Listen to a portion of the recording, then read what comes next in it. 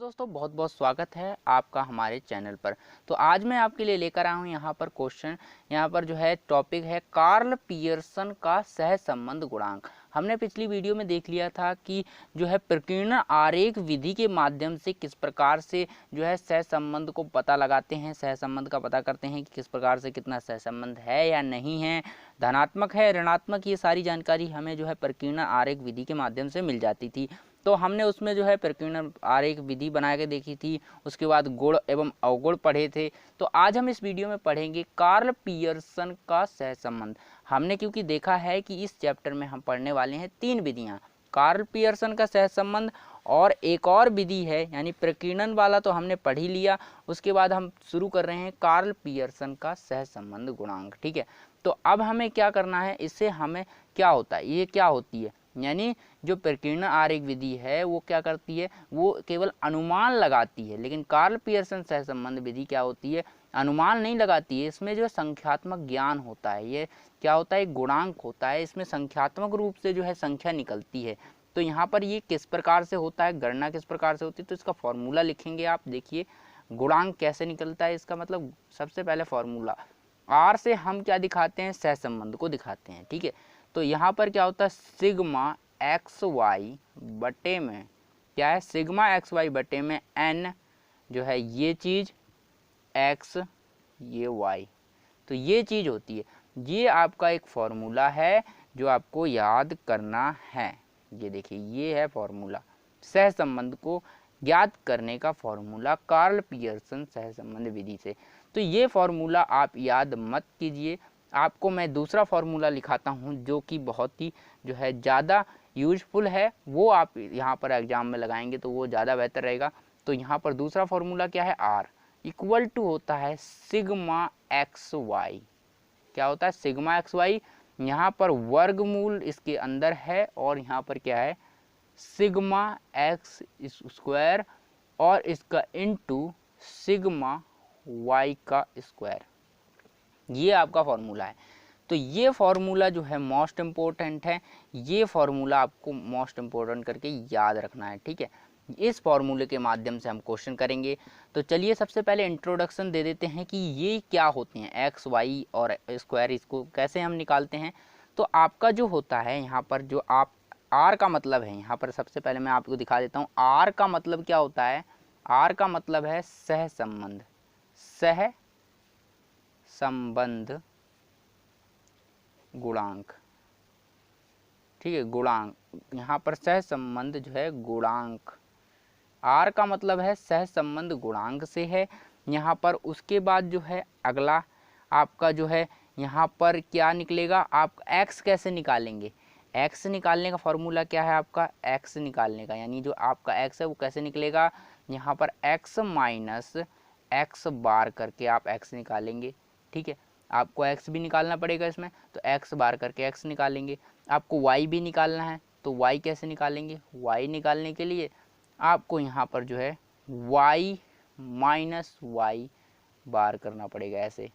ठीक है, तो ये आपका एक्स खाली एक्स है और यहाँ पर ये माध्य है आपका एक्स। ठीक है, तो अब आप देखिए ये क्या चीज़ है हमारी, ये एक्स, ये क्या है, ये होती है, यानी ये बराबर होती है बड़े एक्स के। ठीक है, श्रेणी का मानक विचलन इसे कहा जाता है, श्रेणी का मानक जो है विचलन,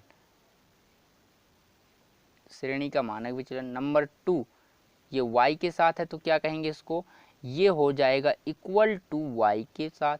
इसे भी क्या है, ये भी हमारा क्या है, श्रेणी का मानक विचलन है, श्रेणी का मानक विचलन। क्या होगा, श्रेणी का मानक विचलन, ये भी हमारा श्रेणी का मानक विचलन है।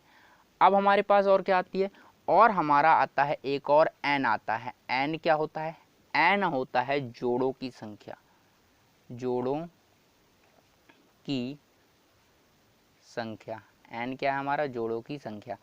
तो हमने क्या क्या देख लिया, हमने x देख लिया, y देख लिया, तो ये सारी चीज़ें क्या है, इन्फॉर्मेशन है। सहसंबंध r से दिखाते हैं, x हमारा कैसे निकालते हैं, x माइनस एक्स बार करके, y कैसे निकालते हैं, y माइनस वाई बार करके, और यहाँ पर x, यहाँ पर जो है विचलन x कैसे निकालते हैं, यहाँ पर ये क्या होता है x के बराबर होता है, ये y के बराबर होता है, और ये श्रेणी का जो है मानक विचलन कहलाता है। और n कैसे होता है, n जो है जोड़ों की संख्या होती है। तो इस प्रकार से जो है इनका इंट्रोडक्शन हो गया फॉर्मूले में। तो अब हम देखेंगे यहाँ पर जो है इस फॉर्मूले को लगा करके क्वेश्चन करेंगे, तब आपको जो है ये जो है बेहतर रूप से समझ में आएगा। तो चलिए क्वेश्चन करते हैं और इसको बेहतर रूप से समझने का प्रयास करते हैं। ठीक है, इसको बेहतर रूप से अच्छे से समझते हैं। तो चलिए क्वेश्चन करते हैं जिससे कि आपको ये जो है अच्छे से समझ में आ जाएगा। क्वेश्चन क्या है, आपके सामने x और y के कुछ आंकड़े दे रखे हैं। ठीक, यहाँ पर x y के आंकड़े हैं। पहला आंकड़े क्या है, 2 3 4 5 6 7 8। ठीक है, तो यहाँ पर कुछ आंकड़े ही हैं, ये हैं आंकड़े आपके पास। यहाँ पर है 4 7 8 9 10 14 और 18। ये है क्वेश्चन। इस क्वेश्चन को हम करेंगे और देखेंगे कि किस प्रकार से जो है इस क्वेश्चन का सहसंबंध, हमें क्या ज्ञात करना है, इससे हमें निकालना है सहसंबंध गुणांक। तो यहाँ पर क्या करना है, सहसंबंध, सहसंबंध जो है गुणांक ज्ञात करें। तो क्वेश्चन क्या है, सहसंबंध गुणांक ज्ञात करना है हमें। तो चलिए ज्ञात करते हैं सहसंबंध गुणांक। तो कैसे हम निकालेंगे सहसंबंध गुणांक को, ये देखिए। तो सबसे पहले आपको पता ही है कि सारणी बनानी पड़ेगी, हमें क्या बनानी पड़ेगी, सारणी बनानी पड़ेगी। तो बना लेते हैं। तो सबसे पहले क्या बनाएंगे, हम एक सारणी बनाएंगे। ठीक है, बना लेते हैं भैया, सारणी बना लेते हैं। तो यहाँ पर एक सारणी बनाएंगे। तो पहली सारणी तो होगी हमारी x की, x के लिए। ठीक है, पहली सारणी किसके लिए होगी, x के लिए।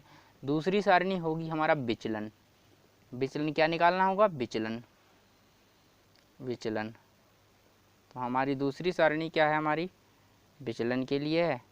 और नेक्स्ट और क्या सारणी है हमारे पास, हमारे पास x का स्क्वायर भी है। ये हमारा x का स्क्वायर करना पड़ेगा, और ये x की है। x कैसे निकलता है हमें पता है, x माइनस एक्स बार करके निकलता था। ठीक है, और इसके बाद ये विचलन का वर्ग है। ठीक है, विचलन का वर्ग। अब यहाँ पर y उसी तरह से y अंक लिख लिया। ठीक, अब y का क्या निकालेंगे, विचलन निकालेंगे। अब y का विचलन कैसे निकलेगा, हमें पता है छोटा y कैसे निकलेगा, यानी बड़ा y में से हम y का जो है माध्य घटाएंगे। ये भी हो गया। अब हम कैसे करेंगे, विचलनों का वर्ग। अब यहाँ पर y का स्क्वायर निकालेंगे, यानी विचलन का वर्ग है। ठीक है, हमने क्या करा, विचलन का वर्ग निकाल लिया। अब हम निकालेंगे x y, यानी विचलनों का गुणनफल। तो ये आपका क्या है, गुणनफल है। अब हमें क्या करना है, कैलकुलेशन शुरू करनी है। तो हमें क्या लिखेंगे, x की संख्याएं लिखेंगे जो जो दे रखी हैं। तो यहाँ पर देखिए, यहाँ पर x की संख्याएं हैं ऊपर लिखी हुई हैं, लिख लें हम। यहाँ पर क्या लिखेंगे, 2 3 4 5 6 और 7, यहाँ पर 8 तक संख्याएं थी। तो मैंने यहाँ पर 8 संख्याएं लिख ली हैं। अब हमें क्या करनी है, 8 तक संख्याएं लिख ली। अब मुझे क्या लिखना है, अब हमें लिखना है x निकालना है। तो अब हमें क्या करना पड़ेगा, इसका कैलकुलेशन करनी पड़ेगी। थोड़ी सी कैलकुलेशन कैसे करनी पड़ेगी, देखिए कैसे कैलकुलेशन करनी पड़ेगी। तो सबसे पहले इन सबको जोड़ो। तो ये जोड़ने पर ये आ गया x बार, यानी सिग्मा x आएगा 35, जोड़ने पर 35 आएगा। और यहाँ पर देखिए कितनी संख्याएं, 1 2 3 4 5 6 7 संख्याएं हैं। तो n अपना कितना आ गया, 7 आ गया। तो अब हमें निकालना पड़ेगा माध्य, यानी अब निकाल रहा हूँ माध्य निकाल रहा हूँ, यानी x बार निकाल रहा हूँ। ठीक है, x बार कितने निकलेगा, 35 बटे, हमें पता है ना क्या फॉर्मूला था, 35/7। आपको माध्य निकालने का फॉर्मूला पता है ना, 35/5, 7 एकम 7 और 7 पना 35। तो कितना आ गया, 5 माध्य। कितना हो गया, 5 माध्य हो गया। आपको फॉर्मूला पता है ना कैसे निकालते हैं, यानी सिग्मा क्या होगा, सिग्मा x/n। ये आपका क्या है, फॉर्मूला है। तो इस तरह से ये फॉर्मूला लगाया हमने और माध्य निकाल लिया। अब हमें क्या करना है, यहाँ पर हमें क्या करना है, ये चीज़ करनी है। तो x क्या है हमारा, x ये है, x पहले इसमें घटाएंगे। कितना है हमारा, माध्य 5 है। तो 2 - 5 कितना आ गया, 3। ये हो जाएगा 2 और ये हो जाएगा -1, 0 यहाँ पर 1 2 और यहाँ पर 3। इस प्रकार से हमने लिख लिया। अब हमें करना है इसका स्क्वायर। x है हमारा, x का स्क्वायर करेंगे। 3 का स्क्वायर कितना होता है 9, 2 का 4, 1 0 1 2, 2 का कितना हो गया 4, 2 का 4 हो जाएगा। अब यहाँ पर 9 तो स्क्वायर भी हो गया। अब हमें y के साथ भी ऐसे ही करना है। y क्या है हमारे पास, y की संख्या तो हमारे पास कितनी थी, y हमें देखिए यहाँ पर 4 7 8 कितना है 4 7 8 कितना है 9 10 14 और 18, ये संख्या है हमारे पास, ठीक है y की। अब देखिए y हमें क्या करना है, y का माध्य निकालना है हमें। अब इसका भी माध्य निकालना है, यानी इन सबको जोड़ना है। तो इन सबको जोड़ेंगे तो हमारे पास जो सिग्मा आएगा वो कितना आएगा पता है, यहाँ पर इन सबको जोड़ें तो आपका सिग्मा y जो निकल के आएगा वो आएगा 70। और 70 यानी n हमारे पास 7 ही है, क्योंकि n तो संख्या 7 ही है, तो 7। तो हम क्या कर रहे हैं, अब निकाल रहे हैं माध्य। यहाँ पर क्या करेंगे, माध्य निकालेंगे। माध्य यानी y का माध्य कैसे निकलेगा, सिग्मा y अपॉन n, और n ये पता है हमें 70/7, ये कट जाएगा तो ये आएगा 10। ठीक, कितना आ गया 10 आ गया। अब यहाँ पर 10 में से घटाते जाएंगे तो ये हो गया -6 -3 -2 और -1 0, ये हो गया 4 8, इस तरह से हो गया। अब इसका स्क्वायर कर देंगे, सीधी सी बात है ना। अब क्या करेंगे, स्क्वायर करेंगे। चलिए स्क्वायर करते हैं। 6 का 36, 3 का 9, 4 1 0, उसके बाद आएगा 4 का क्या होता है 16, 8 का होता है 64। ठीक है, अब हमें क्या करना है, x और y को गुणा करना है।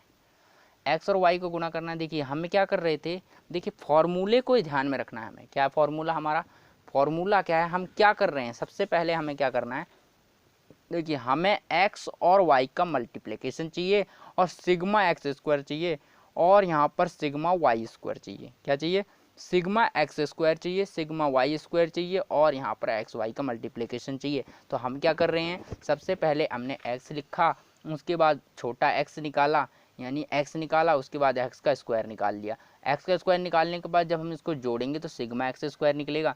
तो चलिए इसको जोड़ लेते हैं। तो यहाँ पर आप जब इसको जोड़ेंगे तो सिग्मा एक्स कितना आएगा, यहाँ पर जो है sigma x square equal to निकलेगा 28, जोड़ने पर क्या आएगा 28 आएगा। अगला देखिए यहाँ पर जो है ये सिग्मा एक्स स्क्वायर कितना आएगा, यानी सिग्मा एक्स स्क्वायर यहाँ पर क्या आ गया 28 हो गया। अब यहाँ पर ये चीज़ क्या है, सिग्मा वाई स्क्वायर कितना आएगा, ये आ जाएगा 130, जोड़ेंगे तो। उसके बाद यहाँ पर जो है ये जोड़ेंगे, और यहाँ पर ये जो चीज़ है यहाँ पर अभी क्या करना है, इसका गुणा करना है। चलिए गुणा करते हैं। तो सबसे पहले आपको जो है y का x से गुणा करना है, यानी y जो है आपका ये छोटा y, और यहाँ पर जो है आपका ये छोटा x। तो 3 का गुणा 6 से, 6 3 18, तो प्लस का 18 हो गया, माइनस माइनस है तो प्लस का 18 हो गया। उसके बाद 2 का गुणा करेंगे 3 से, 3 दूनी 6, प्लस हो गया। ठीक, उसके बाद देखिए 2 का गुणा 1 से, 2 प्लस हो गया। 0 का गुणा 1 से, 0 हो गया। यहाँ पर क्या है, 0 का गुणा 1 से फिर 0 हो गया। उसके बाद यहाँ पर 4 का गुणा 2 से 8 हो गया, और 3 का गुणा 8 से, यहाँ पर 8 का गुणा 3 से करेंगे, 8 3 24, ये हो गया, प्लस हो गया। तो इसको जोड़ देते हैं, सिग्मा एक्स वाई जो है आपका 58 हो जाएगा। कितना आ जाएगा 58 जोड़ने पर। तो चलिए अब हमारे पास सारी वैल्यू आ गई हैं। अब हम लगाते हैं फॉर्मूला। फॉर्मूला कौन सा है, हमें क्या निकालना है, हमें निकालना है बीच माध्य। यहाँ पर क्या निकालना है, सहसंबंध गुणांक। तो कैसे निकालेंगे, सहसंबंध गुणांक। सहसंबंध गुणांक कैसे निकालेंगे, सहसंबंध गुणांक देखिए बराबर कैसे कितना होता है, सहसंबंध गुणांक का फॉर्मूला क्या है, आप लिखेंगे सहसंबंध गुणांक का फॉर्मूला, यानी आर होता है ये, आर इक्वल टू होगा आपका जो है यहाँ पर सिग्मा एक्स वाई बटे में, सिग्मा एक्स वाई बटे में वर्गमूल यहाँ पर है sigma x square into sigma y square, यही फॉर्मूला है। अब हम इसमें क्या करेंगे, वैल्यू रखेंगे। वैल्यू हमने क्या क्या निकाल ली है, सिग्मा एक्स वाई कितना है 58, कितना 58, उसके बाद यहाँ पर x कितना निकाला है, वर्गमूल का वर्गमूल आ गया। उसके बाद हमने निकाला ना ये एक्स स्क्वायर, कितना निकाला है, सिग्मा एक्स स्क्वायर निकाला 28। तो यहाँ पर लिख लेंगे हम 28 इंटू ये निकाला हमने 130 लिख लेंगे। ठीक है, हमने क्या करा, अब 130 लिख लिया, हमने 130 लिख लिया। अब हम क्या कर रहे हैं, 130 भी लिख लिया हमने। अब हम क्या करेंगे, यहाँ पर जो है कैलकुलेशन कैसे होगी ये देखिए। अब इसको सॉल्व करते जाएंगे हम, कैसे करेंगे आगे देखिए, यहाँ पर सॉल्व कैसे होगा। इसको देखिए यहाँ पर जो है, यहाँ बाहर निकालेंगे, कैसे सॉल्यूशन होगा यहाँ पर हमें देखना पड़ेगा। तो सॉल्यूशन देखते हैं आगे। यहाँ पर हमारा क्या आ गया, इसको देखिए हम मल्टीप्लाई करते हैं। चलिए यहाँ पर कितना आ गया 58, यहाँ अच्छे से लिख लेते हैं, वर्गमूल 28 इंटू 100 जो है 30, यही है क्वेश्चन। तो अब हम इसको करते हैं, कैसे होगा देखते हैं। तो यहाँ पर जो सॉल्यूशन होगा, यहाँ पर आप इसकी मल्टीप्लाई कर दें अंदर अंदर, तो ये मल्टीप्लाई होने के बाद ये कितना आ जाएगा पता है, यहाँ पर 58 जो है वर्गमूल जो है ये कितना आ जाएगा, इसकी मल्टीप्लाई करेंगे तो यहाँ पर जो है 3640 आ जाएगा। और जब 3640 आएगा तो आपको यहाँ 58 बटे जो है, जब ये बाहर आ जाएगा तो वर्ग से बाहर निकालेंगे तो ये इसका 6.333 ये आ जाएगा। तो आपको ये निकालना आता ही होगा, कैसे निकालते हैं।